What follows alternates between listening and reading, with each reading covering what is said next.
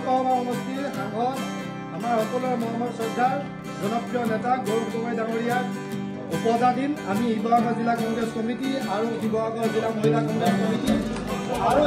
Gaurav Gogoi press ক্লাবৰ তৰফৰ পৰা তেখেতক আমি শুভেচ্ছা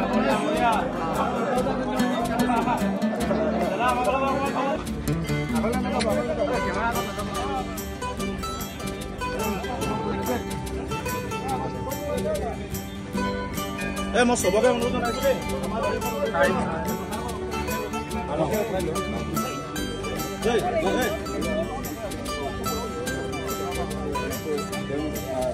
আমাৰ ৰাইজক আমাক ধন্যবাদ জ্ঞাপন কৰিছো আৰু আপোনালোকে দেখা পাইছে যে আমাৰ এই পবিত্ৰ শিৱদৌলৰ সন্মুখত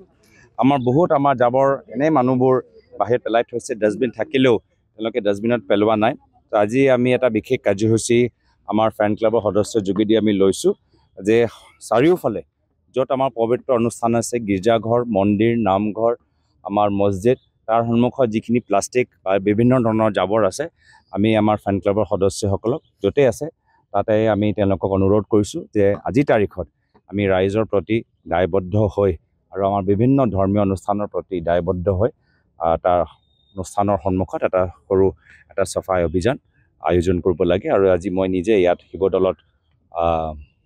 সেৱা আগবঢ়াই প্ৰাৰ্থনা কৰি আজি একে সেই কাৰ্যসূচীত আগভাগ লৈছোঁ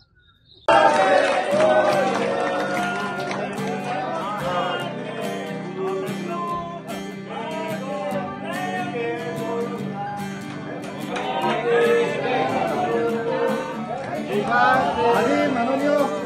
যোৰহাট লোকসভা সমষ্টিৰ সাংসদ আমাৰ সকলোৰে মৰমৰ শ্ৰদ্ধাৰ জনপ্ৰিয় নেতা গৌৰৱ গগৈ ডাঙৰীয়াক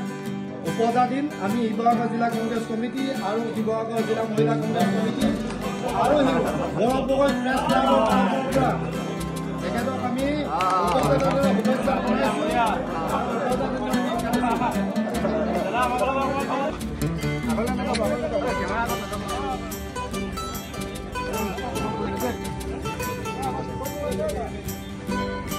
মই সবকে অনুৰোধ জনাইছো